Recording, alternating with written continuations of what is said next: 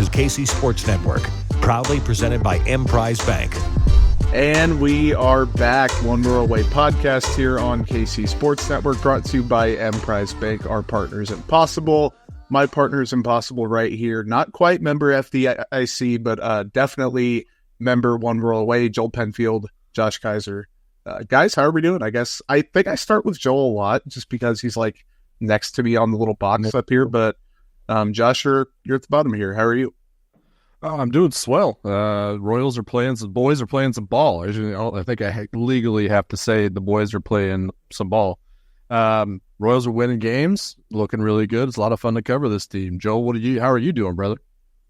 The boys are playing some ball. I am fired up with what they're doing on the field right now. This is absolutely incredible. A far cry from what we've seen the last couple of seasons, and I'm so happy that this is the way it's going for us. Makes our jobs a hell of a lot easier, that's for sure. Jordan, more fun.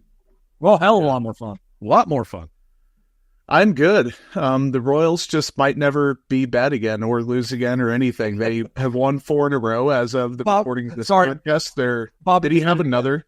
Yeah, Bobby just said Good grief. This one was only 425. Only a measly 425-foot home run. So needless to say, they're on their way to winning their 5th in a row. They're playing Detroit. They beat Seattle, lost to Seattle, swept Oakland, and then have beaten, we're just going to assume as we're recording this, the Tigers in both of the beginning games of this series. Bobby Witt Jr. going absolutely bonkers, had a 468 early in the game? 68. To the top of the fountains in basically dead center field. I've seen one other person hit a ball there in a game, and it was Mike Trout about a decade ago. That's the only other person I've seen get to that part of the fountains. I saw somebody, unreal. Tim Salmon, back in the day, got to the right center field upper deck fountains. That's the hardest ball I ever seen. That was bonkers. That was real far. Yeah, so we were talking pre-show, like, Bobby, that home run from Bobby didn't even look that like impressive until you saw where the ball landed. He's got so much backspin on those balls. It's just crazy where they end up. He 6 RBIs. Yeah, 6 RBIs in the 6th inning, or as of the 6th inning as we're recording this, guys. I think the two things that jumped out to me, and we kind of do this little weekly recap, like performances that jumped out, both minor pitching. I think Cole Reagans had a really good game in the 6-2 win over Oakland, kind of bounced back 7 innings, 7 Ks, and then Brady Singer put together a fairly solid outing in the series finale, 6 innings. Yeah, absolutely. So the Royals just keep pitching, and we will make fun of a certain someone who is an idiot who faded the starting pitching a little bit in his bet for the week. Then they got better. They got even better for that and said, you know what, dummy, we're just going to keep on trucking. Michael Wacha had a couple starts in there as well. Alec Marsh had a performance in there that was pretty solid, I think, like 5 innings, 7 strikeouts. So anything, Josh, that preliminarily kind of jumped out from this past week? A couple of things. We finally got to see what I think is the back of the bullpen, how that kind of looks. And that was in that 5-3 win versus the A's. You got the Lugo start. I think he got 6 innings, maybe a little bit less. Oh, it's 5 2/3. Yeah, that's right. And then you saw Schreiber, Zerpa, and MacArthur in that game. So that was kind of cool to see. I don't think we've seen them in that order this season. So that was kind of cool to see. Starting pitching all around. We'll talk about that. Also saw Nelly Velasquez hit his first home run since April 4th. We could kind of talk about him if we want to, but the power has not been there. It was nice to see him hit his 3-run bomb, and it was timely. It was the game winner against the Mariners, but at the same time, like, where's Nelly? Where in the world is Nelly San Diego? I'm very worried about what he is. I'm kind of wondering what they need to do. It seems like everybody likes to talk about Renfroe. Everybody talks about Hampson. Everybody talks about MJ. Nobody is talking about Nelly Velasquez struggling. So I'm here to start the conversation, I guess. But that was kind of my weekly takeaways. So I can get to that really quick. So I had the opportunity to go out and cover the game on Sunday, the day game against Oakland. And they were asking about Nelson Velasquez to Matt Quatraro during his pre-game availability in the dugout. As said, he's doing a lot of work behind the scenes. Zumwalt, Durene, like the whole hitting group is working with him. There seems like there's something that's a little bit different and off in his swing somewhere from last season. So they're trying to find a way to marry what he's doing right now with what he did last season. That was the way I understood it. They want him to work through this at the big league level. I think that it's probably similar to MJ in that regard, where it's like, they're not sure what the point of you going down to AAA is. Like, you got to figure it out here, because I don't think 2 weeks in Omaha is really going to help at this point for some of those guys. So I'd imagine that's what it is. And the Royals have been really adamant about that for a lot of guys. And that's both on the pitching side and on the hitting side. Like, you figure it out here. Like, you're better off figuring it out here and figuring it out behind the scenes with the big league staff than trying to figure it out down up in Omaha. Well, if we ever get to corner any of these guys at any time, I would like to know the difference between a guy that they will send to Omaha to work on things versus a guy, like, what is it that they're working on? Because mechanically, if it's something mechanically, it makes total sense that you send them down to work on it at lower level pitching, and then you come and see the gains at the major league level. So I'm very curious about where the line of distinction between those two things are. I think some of it is that the fact that the gap between AAA and the majors has never been greater. So you go and crush it and hit 400 for 2 weeks in Omaha. Like, we have no idea what that's actually going to translate to at the big league level, because that gap is so substantial at this point with just the way the minor leagues are. I think also the two thoughts that I have, the people, like, not to crap on minor league coaches, but like not having the everyday constant access to your major league hitting coaches and stuff. Like, you can make those mechanical adjustments in the minor leagues and get instruction there, but maybe that's an element. And then also, I think the confidence thing is bullshit that people bring up. Like, most of the time when people say, oh, he just needs to go down and get his confidence back, I'm like, how about just play better and get your confidence back? Get a home run in a game. Like, going down and getting sent down and hitting well, maybe it gets your confidence back. Maybe it gets a little spark, but people throw that around way too much. They're like, oh, send MJ Melendez down and then bring him back up in a couple weeks after he rakes. Like, is that going to work? Is that good for his long-term development? I don't think many guys really need that, like, shot in the arm, so to speak, for something like that. But just my 2 cents on it, I'm, far from a GM or hitting coach or hitter or anything like that. But the Royals have been getting transactional, and really internally, it hasn't been a lot of external moves. Matt Sauer era potentially over. The Rule 5 draft pick from the Yankees, I almost said the Chiefs. The Royals have 1 week to trade or put him on waivers, offered to the Yankees for $50,000. If he clears, they can obviously decline that and say they don't want him back.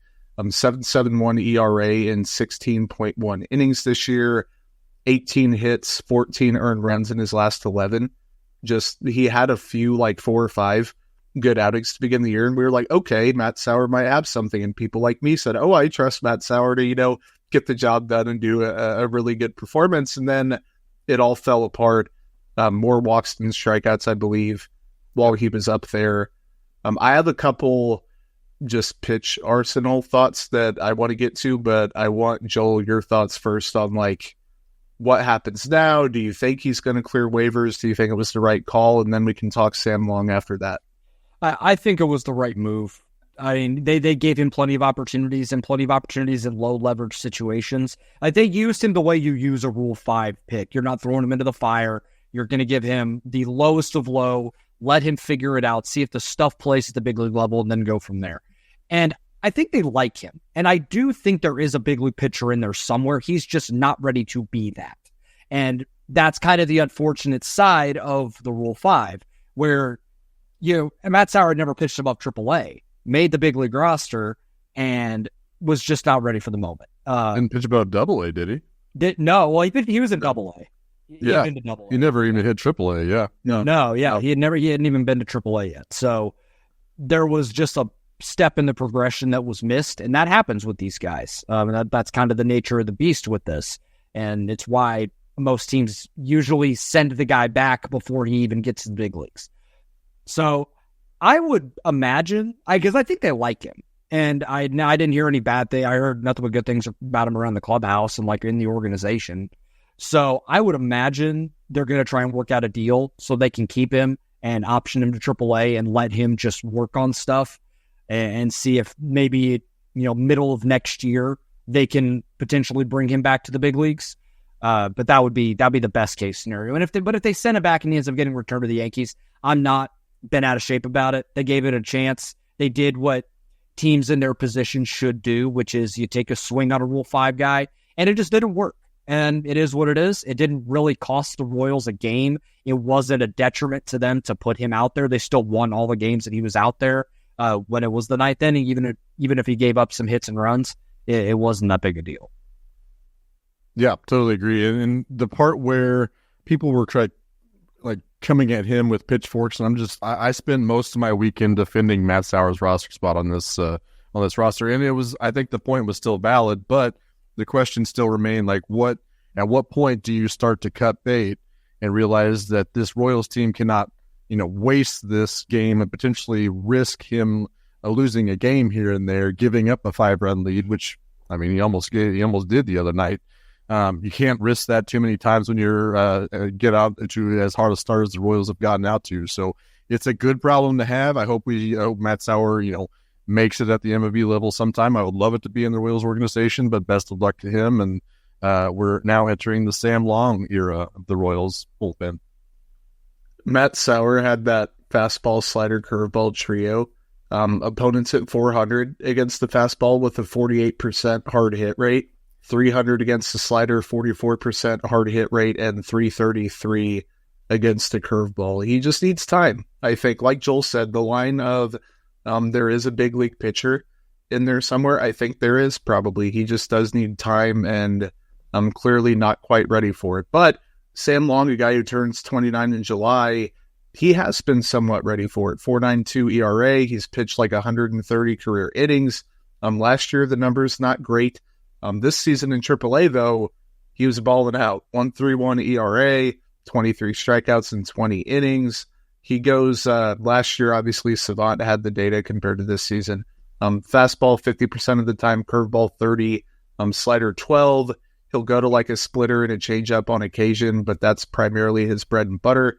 I think, I don't really have too many thoughts on Sam Long. I think he deserved it because he was balling out. I think they had a natural spot for him with Matt Sauer going down, and Josh just kind of see what he can do.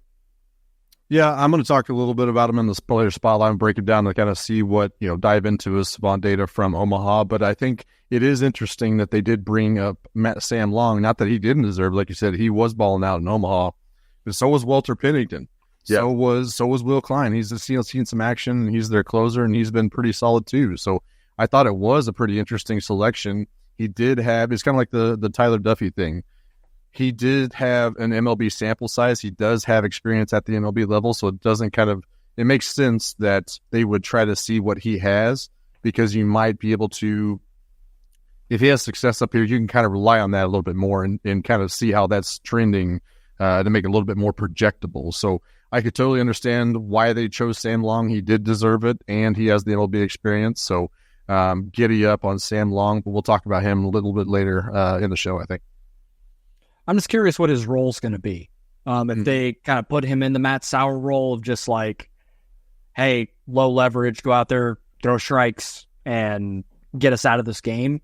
Or if maybe that's the role they move Will Smith to, and they give Sam Long a little bit more of the medium leverage to sometimes high leverage stuff if they really need a lefty and Zerpa's not available. I think he's got the stuff for it. He's got the big league experience for it. But it's a fresh arm in the bullpen, which this team kind of needs. And I'm happy for him. It's a good opportunity. Help might be on the way, kind of, from one guy, maybe two guys. I'm not too certain about that third, but we're going to talk about all three of them right after this quick break. We appreciate you supporting KC Sports Network by listening to our podcast. You have helped us become the highest-ranked Chiefs podcast network in 2022 and 2023. And don't forget about our daily Substack newsletter, the best written analysis you can find on the Chiefs straight to your inbox every day. kcsn.substack.com. One Borough Away podcast, Jordan Foote, Josh Keiser, Joel Penfield. extremely grateful for everybody tuning in. Let's just get the elephant in the room out of the way and then probably progress here. The third guy is Jake Brentz, who his rehab assignment, he got optioned to Omaha after completing the AAA rehab assignment, 6 innings, 5 hits, 9 earned, 6 strikeouts, but he walked 17. He had 7 of 8 games with multiple walks. I didn't know it was that bad. It's not bad. I didn't either. I'm going to double verify just because I don't want to like slander too hard. So while you guys are talking, I'll look it up. But like I was putting in the info earlier and I was like, buddy, it just didn't work out too well. I think that this might be like the last kind of stand for him this season, like the next month, maybe, if he can't get it back together, else he's just going to be stuck in, purgatory for a while. Joel, do you have any faith? And I'm not trying to completely write the guy off, but he is 29. He'll be 30 at the end of the season, that Jake Brentz can defy the odds and get back to his old self after being banged up. I don't. And it sucks. I liked Jake Brentz a couple of years ago before he got hurt. And it hasn't come back for him. Maybe it will, by, halfway through the year or so. Because I think at that point, it'll be like a year and a half, almost 2 years removed from TJ. And at that point, usually guys are closer to themselves, like what they were before. But I just don't have much hope for it. He was a walk machine. Like, he had walk issues, and even when he was good, and he was a solid reliever for the Royals in 2021. So I'm not sure. I hope that he's able to find it, but I'm not going to count on it.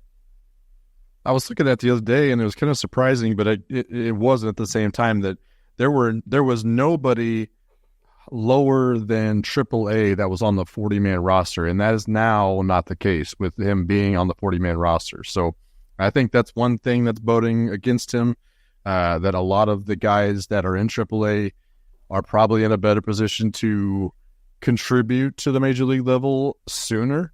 So I think his roster spot is certainly on the hot seat, but like you guys said, I mean, it's certainly something that he is going to have to work through. The command has always been an issue, and even more so lately with Jordan verifying the 17 walks.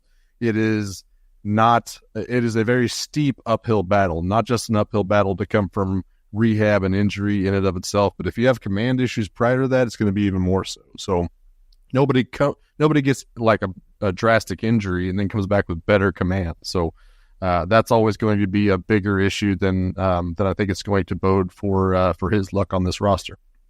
Somebody who is coming back from a pretty gnarly injury in his own right and looks, pretty good. Numbers are good so far. Chris Bubich had his rehab assignment moved to Double-A. First game, 3 innings, 1 hit, 3 strikeouts. He had, I think, 3 innings, like 5 or 6 Ks in the complex rehab stint. So he's looking good. Annie did mention that his timeline's updated to like around the All-Star break, which, I mean, we kind of always thought that, but good to see like a more finite, like finalized type thing. He just appears to be progressing pretty well. Carlos Hernandez continuing his rehab stint, and he thinks that he's just going to keep going until that 30 days is up. That will be right around the next time we record, so we'll probably have a tidbit on him either being optioned or activated. I'd probably lean activated after all this, but 2 recent appearances, the most recent one on the 18th, 2 innings, 2 hits, a home run, a walk, 3 strikeouts. Nothing really too crazy with him. I think that, we say the dreaded wait and see mode with a lot of guys, and I think he's another one where you kind of hang out and you're like, okay, is he all the way back? What does the velo look like once he's on the big league team? How durable is he? The leverage, all that stuff. Josh, you seem eager to make some sort of assessment here. I looked at his last start, the Omaha Baseball Savant data. The velo on his fastball was still 2 miles per hour down. It was still sitting about 97, which he's usually about 99. But all the secondaries was right there where his normally is. The movement was pretty similar to what we're seeing from Carlos Hernandez in the past. So that's telling. The spin was pretty much there. So once the velo with his fastball gets back up there, I think that we can really start to, expect the same from Carlos Hernandez. And the other kind of tidbit of that is his career zone percent right now in his career is 47.7. And so far in 8 2/3 of an inning in Omaha, it's a 47.5. So the command is about the same. The movement is about the same. The velo is not quite the same on the fastball, but everything else looks good. So I think there is, reason to believe that we could still see the Carlos Hernandez that we're used to. Now, the question is, how reliable is that? We've seen the from Carlos Hernandez. We've seen the bad from Carlos Hernandez. So what exactly are we getting from Carlos Hernandez when he is activated and when he takes that spot? Joel? Yeah, that'll be the interesting part. I mean, if the velo comes back, and even if he's 97 and hits a 99, that's better than what pretty much anyone is throwing out of the bullpen right now for the Royals velocity-wise. Yep. So and it's something we've talked about the whole time as we're waiting for Carlos Hernandez to come back, and it just adds an element that this bullpen doesn't have. And if he's around the strike zone and he's able to pop a hundo every now and then, like Margin Ferreira is a hell of a lot greater throwing 100. So I'm Ask Brandon Maurer. Yeah.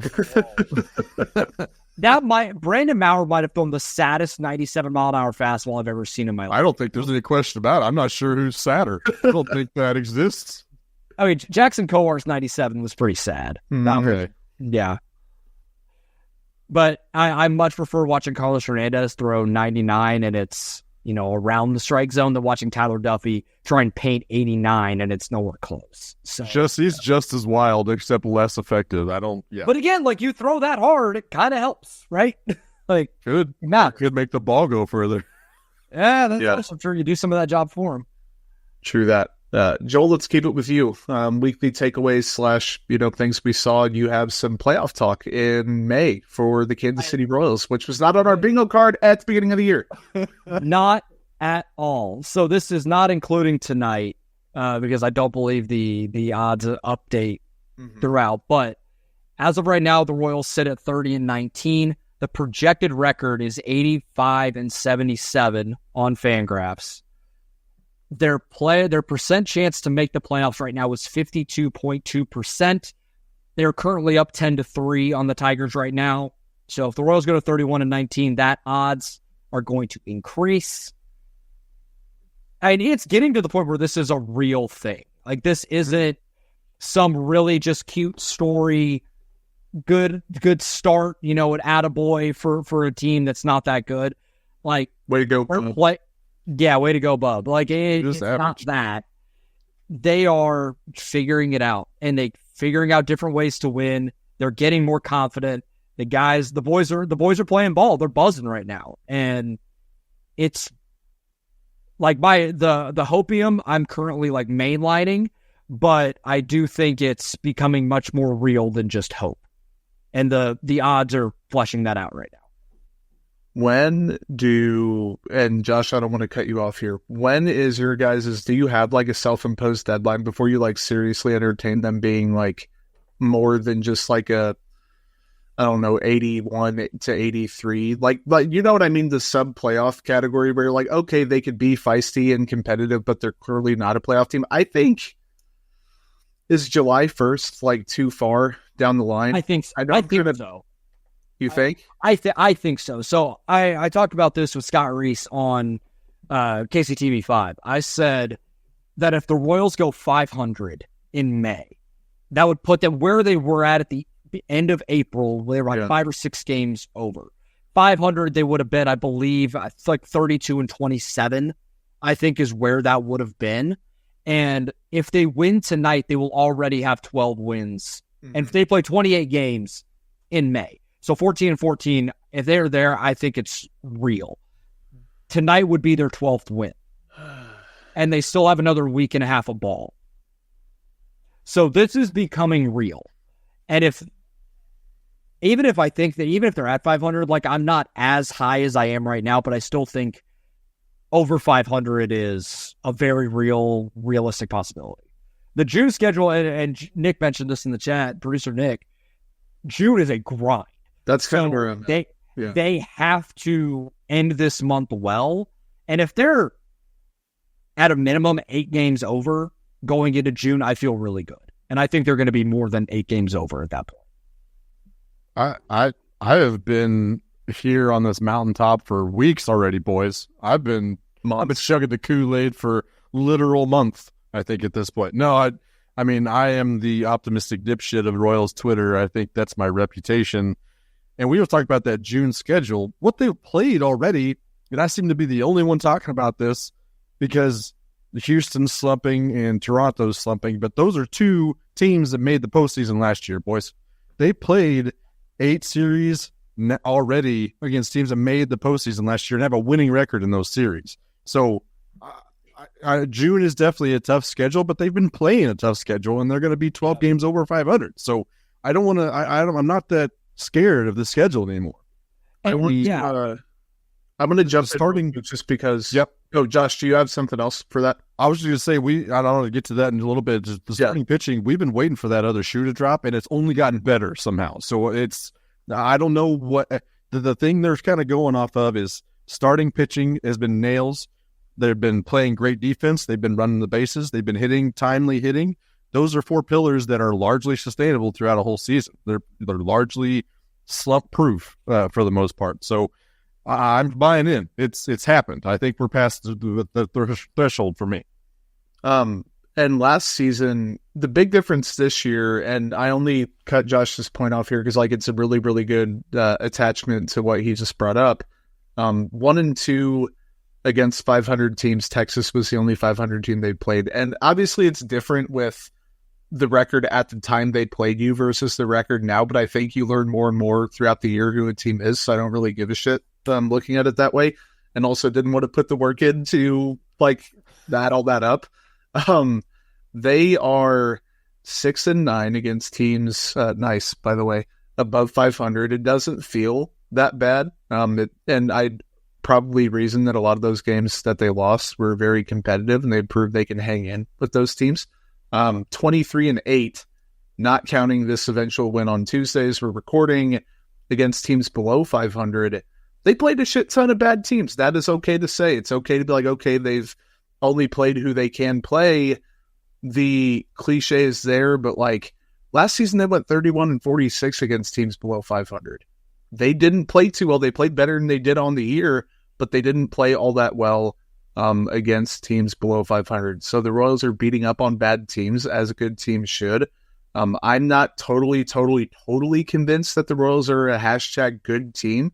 But the caveat to that, good teams don't always make the playoffs. So the Royals can still be good this season. They could still be competitive or above average or whatever, categorization you want to put them in.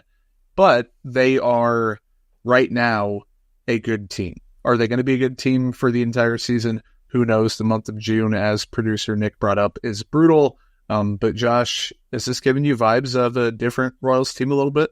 I mean, it was probably the fact that they were in town getting celebrated all weekend, but that 2014 got me feeling some kind of way for this current 2023. And then a lot of the reason is because those players were gassing those boys up while they were getting their interviews. So I could not get enough content of James Shields talking about how awesome this team looks. Eric Hosmer pumping up Bobby and Salvi. All these dudes coming into town, rooting for these guys openly and cheering like they're just as invested in this team as anybody.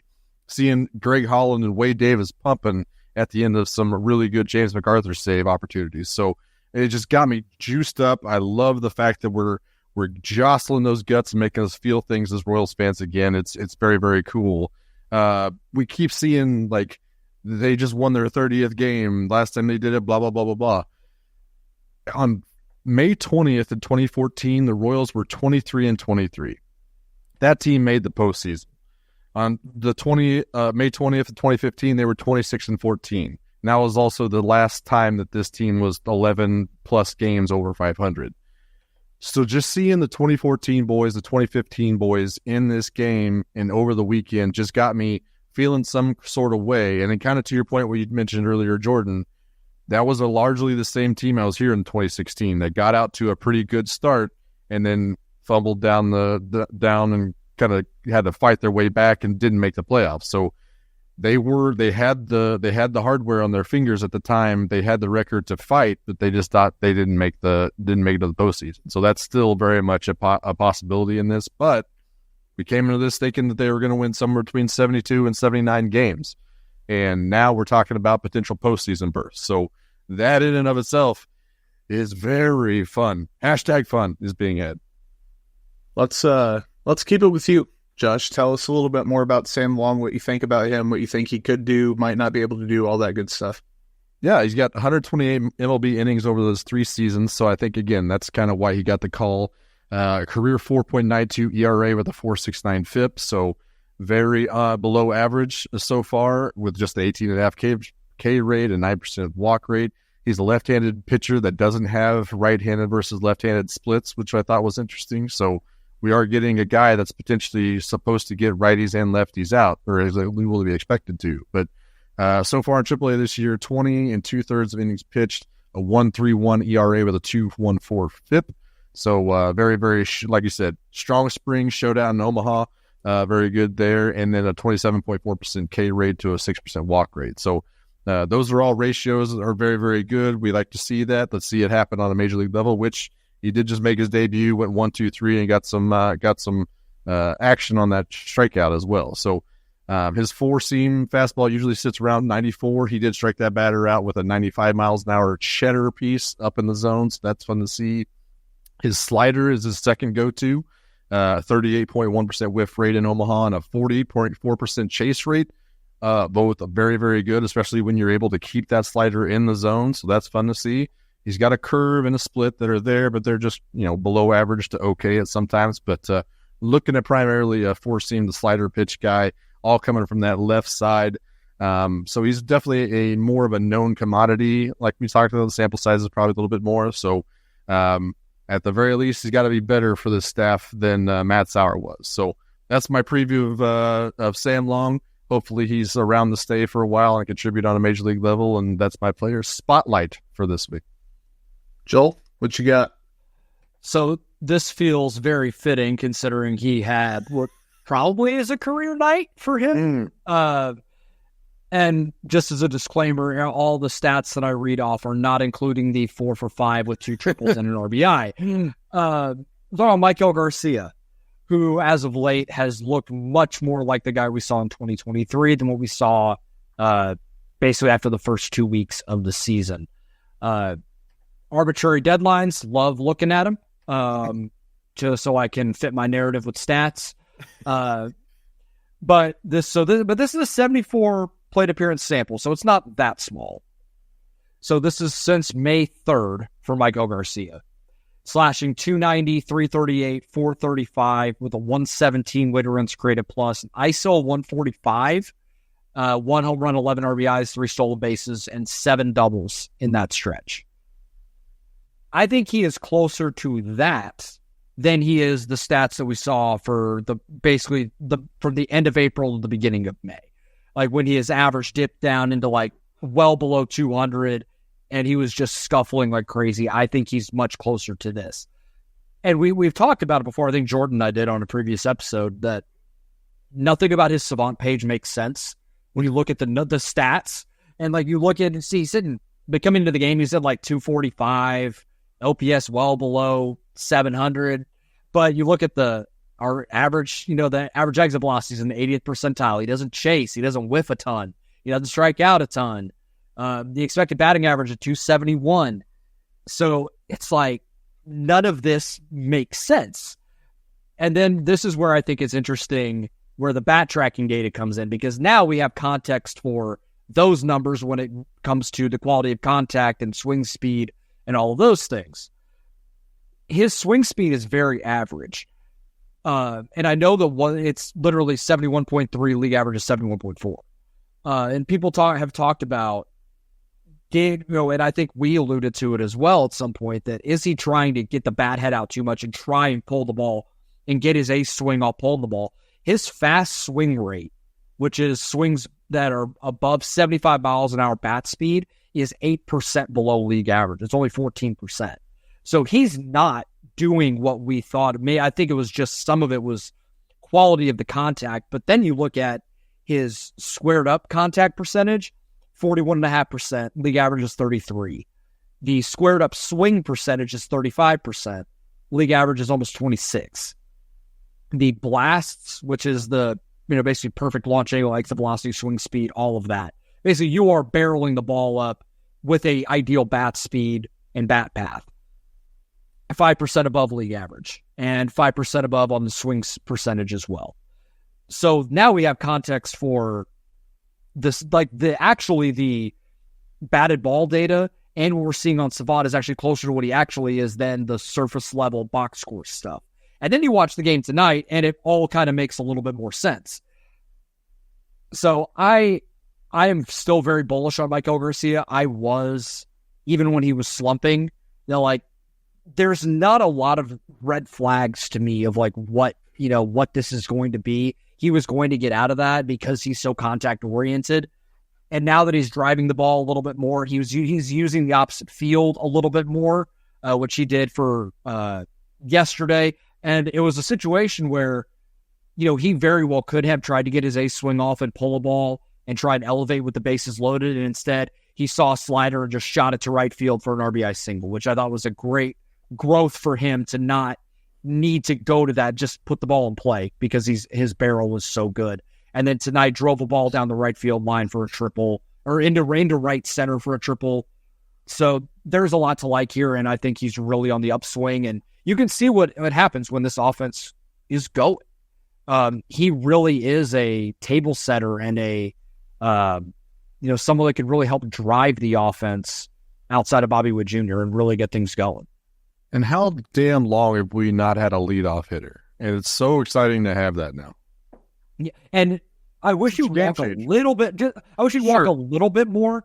But the quality of he is very much like his cousin Alcides Escobar in that he wants to put the ball in play, but that's also the way the Royals operate. Mm-hmm. But the quality of contact is so much better than what Alcides was doing that I'm almost okay with it because he's hitting the ball hard with much more regularity and elevating the ball a little bit more, that it ultimately is going to work out more than it's not. Mm-hmm. Somebody who it is not working out more often than it is not. My transition game has been pretty good today, I think. Pretty solid.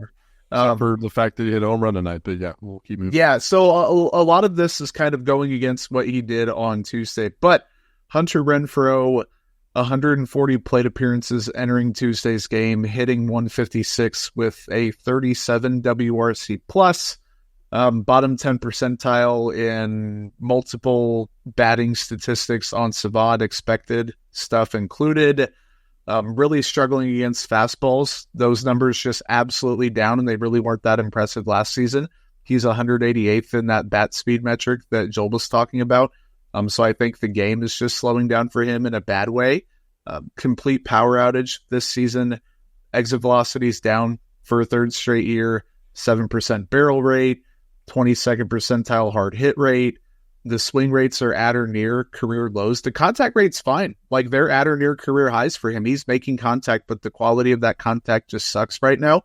The chase percentage, the whiff rate, the walk rate, again, all fine. There are things he's doing at the plate and with his profile that make you think, okay, he can come out of this slump. But I just think it's kind of closer to who he is than the player he was a few years ago. Defensively, metrics don't look great. Again, he is who people thought he was coming into the Royals organization. The haters that said, he's not going to be that great. Doesn't offer a ton on the base pads. He has a strong arm, but how good is he actually in right field? The career split of lefties versus righties, a 124 versus a 94 WRC plus. It's 37 against both this year. There is no split. In the month of May, he hasn't improved. I remember first couple weeks of the season, I came on this podcast and said once the weather warms up a little bit, he's going to heat up. He did the same thing last year. He hasn't done that. He's been the fifth worst player in baseball by wins above replacement on Fangraphs. August through the end of last season, he hit 173. He had a 46 WRC plus, and he had 140 plate appearances. So this is the same sample that he had to end last season when he was objectively very not good. It hasn't been working out for him or the Royals so far. Not trying to pile on the guy, because listen, he has had a ton of people calling for his head, calling for them to get out of the deal, calling for them to, exercise that buyout after the season, really, pass that through and do it now, put Drew Waters out there, all that stuff. I'm not implying any of that, but despite the willingness to have a disciplined approach at the plate, despite the willingness to draw a walk, despite some of the peripherals that he's doing well, he just has not been clicking so far this season. And for a guy that's 32 years old, and now we have tangible data to say, okay, he's slowing down a little bit, literally and figuratively, in the field and in the batter's box. I just don't think that it is. Is Hunter Dozier vibes like a unfair kind of thing here? I'm not trying to bury him and say he's done, but like not 35, slowing down, not able to hit. Like it's just not working out. The contract situation where does the team just part ways just to do it and eat, an amount of money that the Royals just aren't known to necessarily eat? I don't think they're going to this season. I think they're just going to ride it out with him and hope that he improves. But I'm getting some similar vibes there personally. Yeah, I mean, we all kind of felt like, I was like, okay, maybe you're able to get him on a bounce back. That was kind of the optimistic take, but it was pretty clear early on that even in spring training, it was like, okay, this probably isn't going to work like anticipated. And it just hasn't. Yeah. And it's been like, there are a lot of ugly at-bats in there.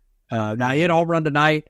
Maybe just seeing one go over the fence will help him, a little bit of confidence, but I don't have a ton of high hopes. I also don't know if there is a better option.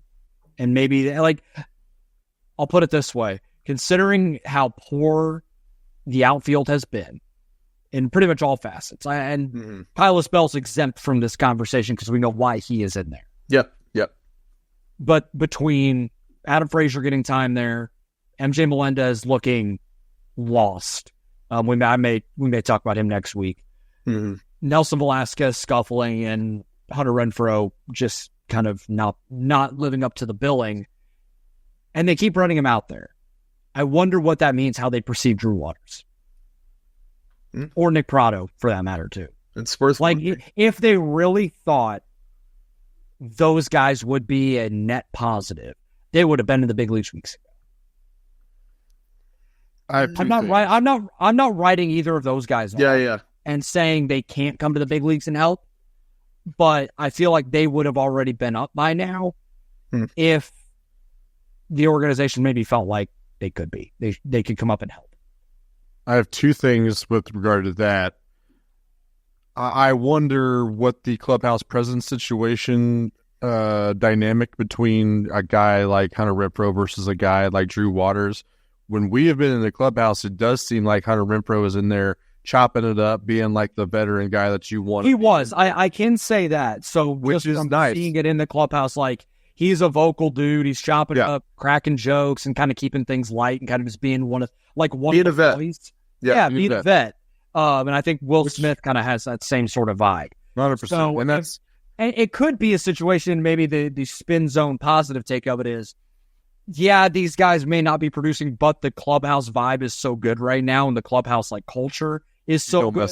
Let's keep this together as long as we possibly can before we need to make any changes. And that's also why buyouts exist, right? Like if he's a bridge for 2024 and he plays bad and they just cut ties in the offseason and they say thanks for your help, then that's kind of what that stuff is included for. Sorry, Josh, to cut you off.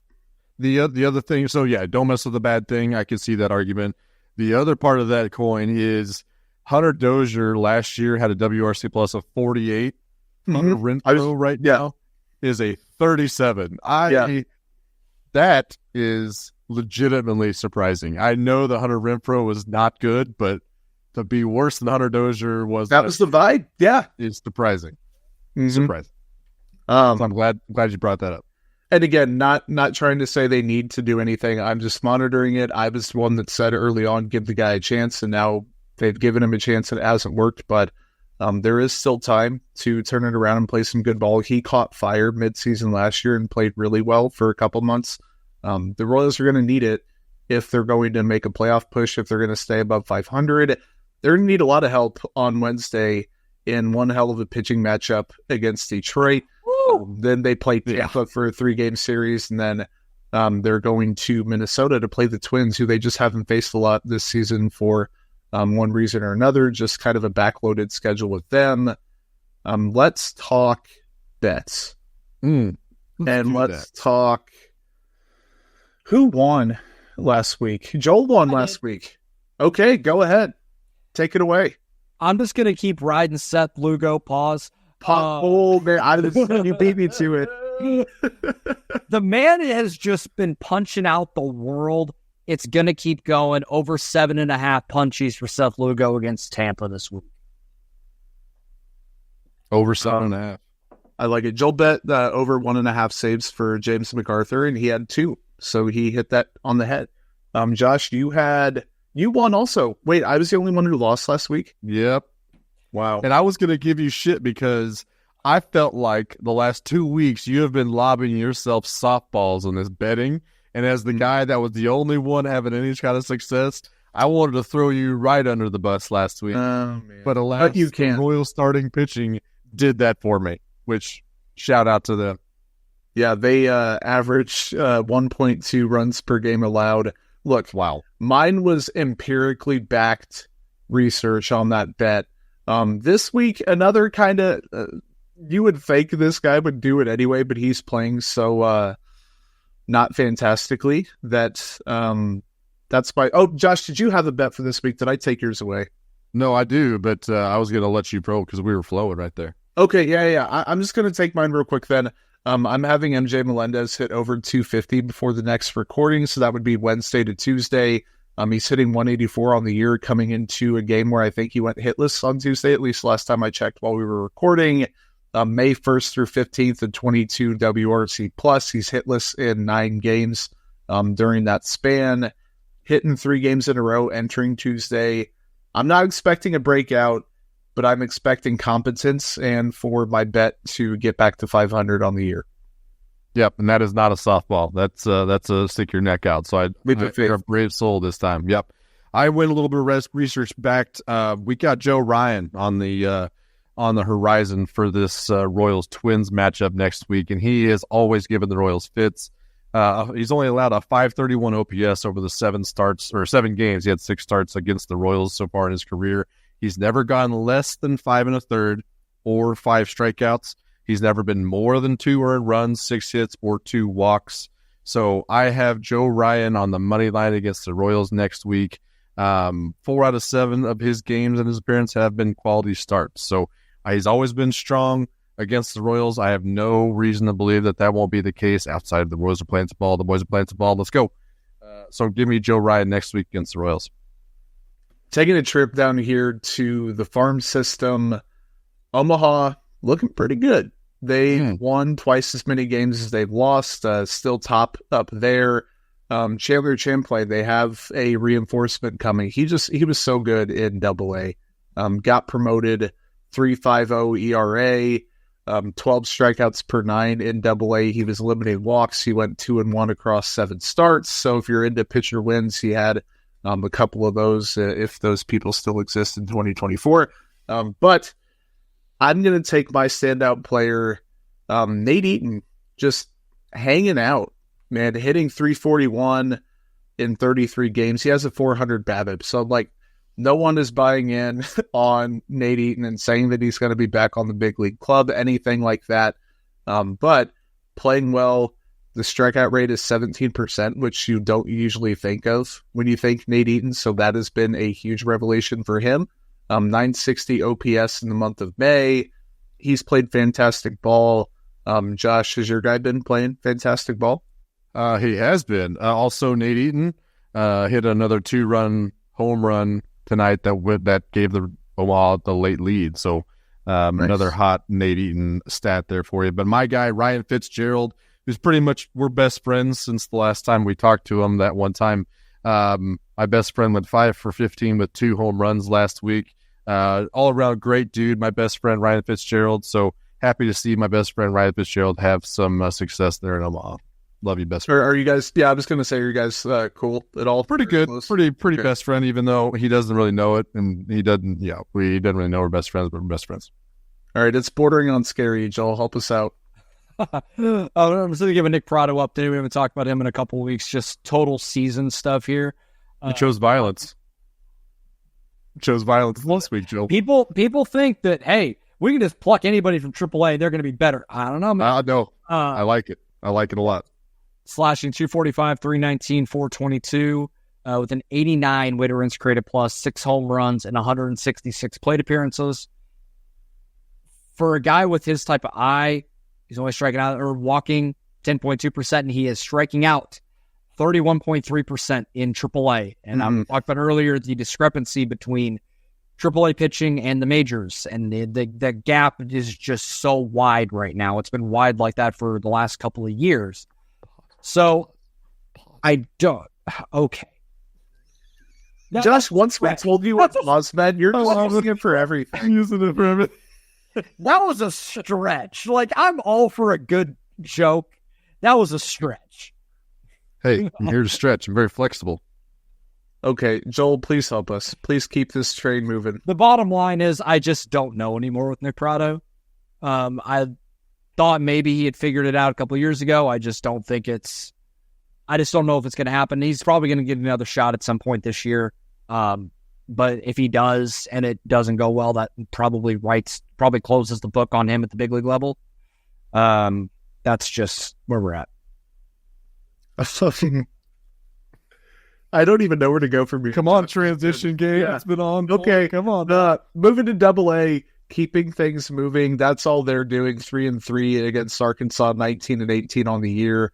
Chris Bubich and Jake Brent's obviously down there. We talked about that earlier. I'm going to talk about Beck Way real quick.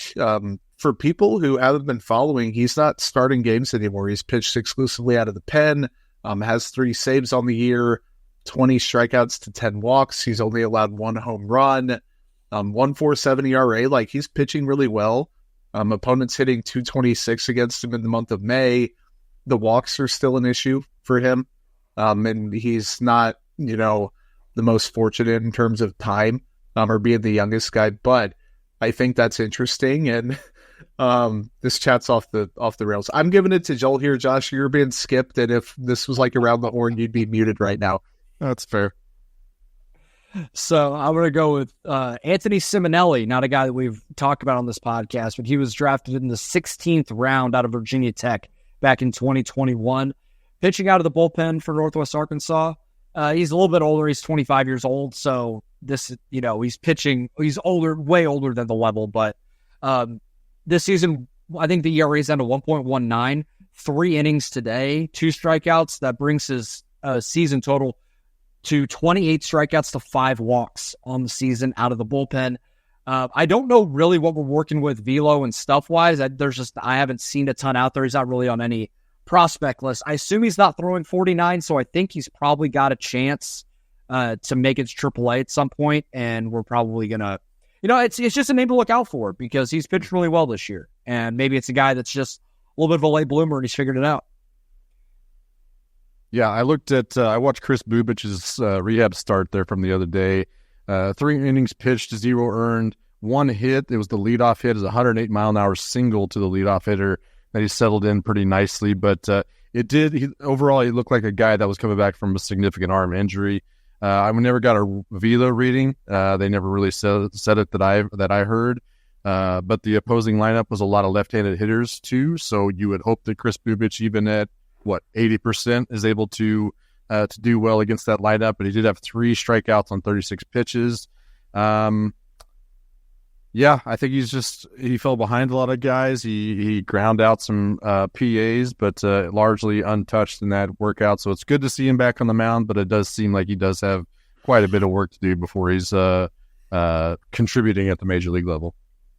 Yep. High A Quad Cities is not faring too well right now. Rick Mazzucato also not faring too well necessarily. So you look at the base stats, 2.57 ERA, 27 strikeouts. You're like, okay, but it's been a tale of 2 halves, and he's only made 6 starts. So, it's nothing too crazy yet. But the first 3, 14 innings, 17 strikeouts, 6 walks, didn't allow a single run. The last 3, 14 innings, he has walked 12. He's only struck out 10. And he's allowed 8 runs. So we need I'm closely monitoring this button. I would be getting pretty close to pressing that. So, that's a degree removed from the panic button. It's another degree removed from actually pressing it. But I'm keeping an eye on that because, Frank Mazzucato, we've talked about, I think we even had in our group chat last week, maybe the week before, June 1st, like to see him get promoted or something midway through June, something like that. And if he isn't, if you would have flipped those stints, right, you'd be like, okay, he's really putting it together, but he looked really good coming out of the gate and now not so much. So interested to see, Joel, if things normalize a little bit for him. I hope so. The Royals need it. Can't have a first round pick fizzle on Hayek. That'd be a real tough look. Yeah, I'm going to talk about here is, again, someone we haven't mentioned on the show. Jack Pineda was drafted in the 12th round in 2022 out of Baylor, middle infielder. And he's having a pretty solid stretch here, 64 plate appearances since April 28th, slashing 328, 403, 484 with a 150 weighted runs created plus and a 156 ISO. Walking around 10%, striking out about 24, probably manageable. But again, another guy that could work his way onto a top 30 at some point. He was injured and was having a tough year last year in high A. So it's a repeat for him, but he's 24. So again, a little old for the level. So I want to see, hopefully he can get to AA, make a real assessment on where he's at, but a really nice stretch here for Jack Pineda. Another good stretch for pitching staff that did not have any good stretches last week. Steven Zobak had 1 start, 6 innings pitched, 1 earned, 4 hits, 1 walk, and 1 strikeout. That's the type of start that is spotlit in an 0-6 week in the Quad Cities realm. So Steven Zobak on the year is 7 games, 34 innings pitched, the 2.91 ERA. The FIP and the K to walk ratio are fine. Not super a lot to write home about, but he did have a good start last week. So shout out Steven Zobak. And this is week 5 of the Mitch and Carter Jensen show, starring Josh Keiser. Another home run, another double, 3 more walks, 2 strikeouts, 19 at-bats. Something else I noticed today, that he is one of 6 players in the Midwest League right now that has a K rate under 25%, a walk rate over 15%, a swinging strike rate under 12%, and a line drive rate of 25%. He is 6th in the Midwest League with a 29.8% line drive rate. Explains why his BABIP is so good. Explains why his average is pretty solid this year. So I think we need to see Carter Jensen in Northwest Arkansas as soon as possible, I think. I agree. And I don't even have to mention him every week. I just let Josh do it. And it's covered fruit because he's so good. Carter Jensen's one hell of a ball player. Let's keep it with Josh. We'll stake this one. Who is your Columbia pick? Probably the guy of the system last week, Austin Charles, with 4 jacks last week. Hit 2 on Friday, and his second one was like all hands.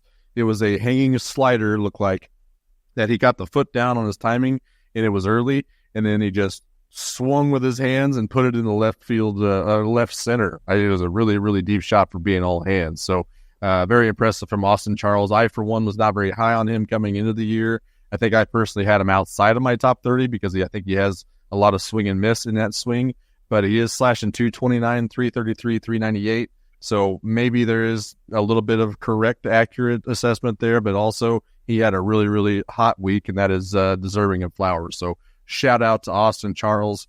May you be so good and show that I am such an idiot that I am. Joel, what you got? So I'll talk about Hunter Pattison.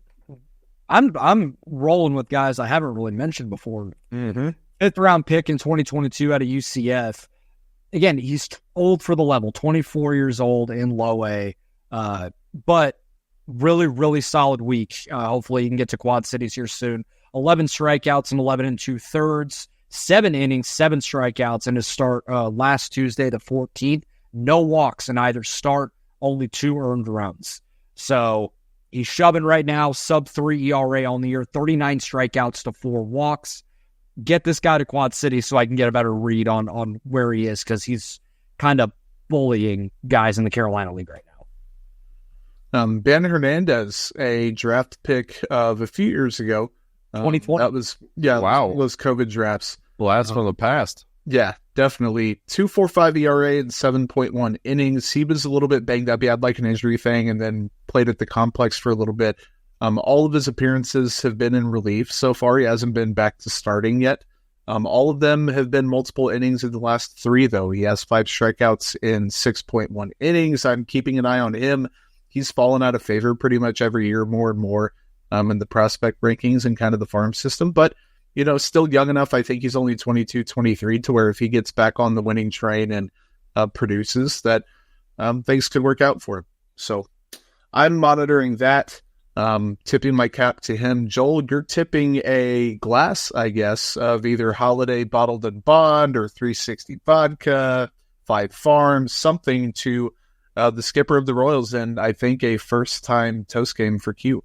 Yeah, toast game. There is Ben Holiday bourbon in this lovely cocktail that I made for myself tonight. I'm toast gaming Macachurro because I think he is too unfairly criticized in various factions of the Royals fan base. I think he has done a fantastic job this year. He steered the ship last year through a really tough season, and this year the guys really seem to gravitate to his leadership. Everyone seems to be pulling in the right direction.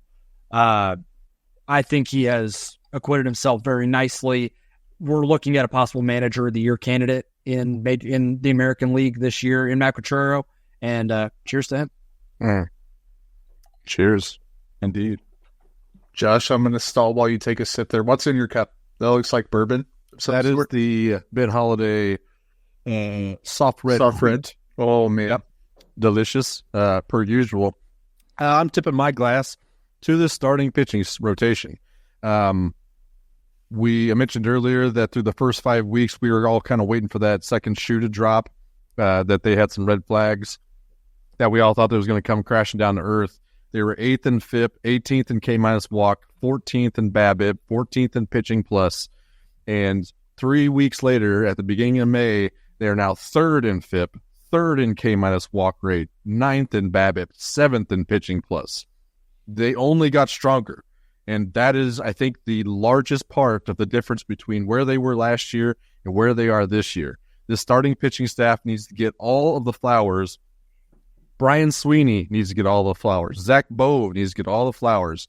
Everybody involved with bringing in JJ Piccolo needs so many flowers for identifying these guys, getting them sold, getting Will Smith to be the backer of all this recruitment. It has worked out as best as it possibly could, far beyond anybody else kind of expected, and it's only seemingly getting stronger at this point. So cheers to the starting pitching staff and the starting pitching coaching that is currently happening in the Kansas City Royals organization. I do not have a cup. Shame on me. As my voice is going a little bit. This is just, amateur hour here completely. Not to be confused with the podcast. That is also awesome. But I have the left side of the Royals infield. I was going to go Maikel Garcia by himself, but Joel had a really good breakdown on him. So him and Bobby Witt Jr., 2 really fun young players. Witt, obviously the MVP candidate. Garcia playing a lot better than he had been at points this season. I don't think anyone lost faith that he could be a long-term piece for this team. I'm starting to show it. And again, he's been a little bit streaky, so we'll be monitoring how that happens over the next month or two, see if we have to have another update for a different reason. But for now, those guys are balling almost as much as Joel Penfield, Josh Keiser are balling here on the podcast. Fellas, any final thoughts before we get out of here? The Royals run differentials plus 67. Wow. That might be it. And also that's currently through 50 games a better record than the 2015 team. Yeah. Yep. That's wild. Here we are. Look at us. Who'd have thought? Not me. We're playing some ball. Something to think about, people. I'm sure not a lot will change. The Royals will probably go 5-0, 6-0, however many games they play before the next time we talk to you. But until then, take care of yourselves. Thanks again for listening, however you were listening or watching on YouTube. And we'll talk to you next week. Thanks, guys.